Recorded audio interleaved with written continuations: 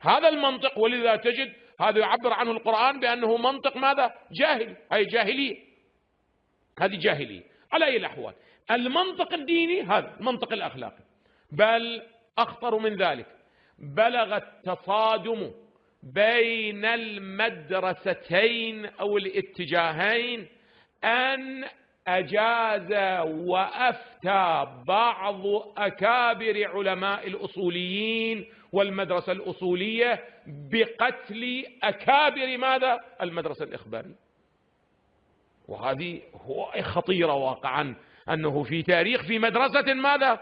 كلهم يؤمنوا بإله وبنبي وبإمام أيضا، كلهم يعتقد، يعني في مدرسة أهل البيت. يقول: ومن بقية أئمة الأخباريين المتطرفين كان محمد بن عبد النبي المحدث النيسابوري الاسترابادي المتوفى 1232 من الهجرة، حدود 200 سنة، المعروف بالمرزا محمد الأخباري، معروف محمد الأخباري معروف، الذي كان يشنع على المجتهدين الأصوليين، مثل من؟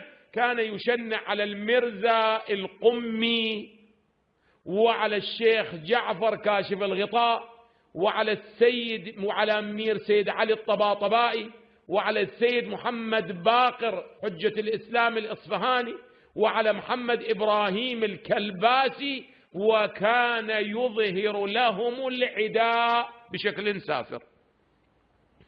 يعني عنده كان تقية مع الأصوليين، لو ما عنده تقية مع الأصوليين ما عنده تقية.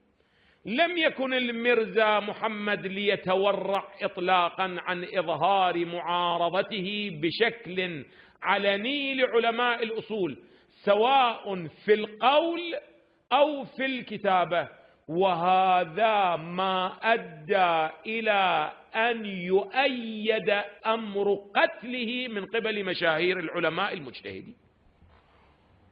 استجازوهم بأنه هذا الإنسان مهدور الدم، قالوا بل مهدور الدم، فقتلوه شر قتله. هذا تاريخ.